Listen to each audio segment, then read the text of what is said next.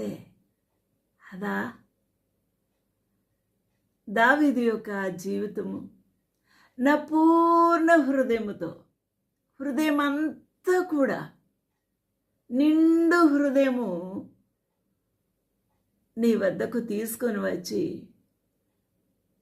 నేను స్తుతించదను, నేను యెహోవాను స్తుతించదను. ఎంత బాగుందండి. మహారాజు కదా, హీ వాజ్ వెరీ బిజీ. ఎంతో బిజీగా ఎంగేజ్ అయిపోయి ఉంటాడు.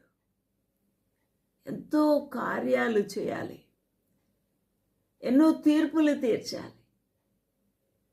ఆయనకు ప్రతి దినచర్య ముందుగానే షెడ్యూల్ చేయబడి ఉంటుంది. తనకి ఎంత సమయం ఎలా దొరికింది? నా పూర్ణ హృదయముతో నేను యెహోవాను స్తుతించదను. యెహోవా నా తండ్రి, నా సృష్టికర్త, నీవు చేసిన ఈ సృష్టి, ఇందులోని అద్భుత కార్యాలన్నీ కూడా నేనన్నిటిని వివరించదను. నా జీవితంలో నువ్వు చేసిన ఆశ్చర్య అద్భుత కార్యములు, మేలులు నేను వివరించదను అని ఆ ప్రభువుకి తన్ను తాను అప్పగించుకుంటూ చెప్తూ ఉన్నాడు. ఎంత బాగుంది. ఇక మధ్యలో ఎవరు లేరు. దావీదు మహారాజు ఎదుట ప్రభు, అంతే, ఇంకెవరు లేరు. హృదయం ఇప్పేశాడు. ఇప్పి దేవుని స్తుతిస్తూ ఉన్నాడు. నా పూర్ణ హృదయముతో నేను యెహోవాను స్తుతించదను. ఇది నా తీర్మానము.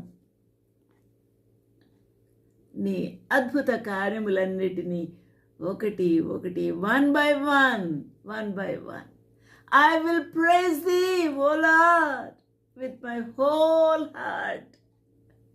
I will shew forth all thy marvelous works.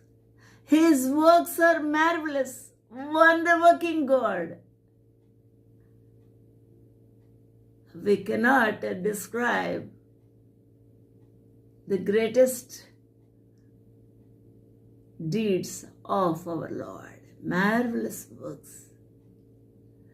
I will explain and explore and expose the great marvelous works in the midst of the congregation. Hallelujah.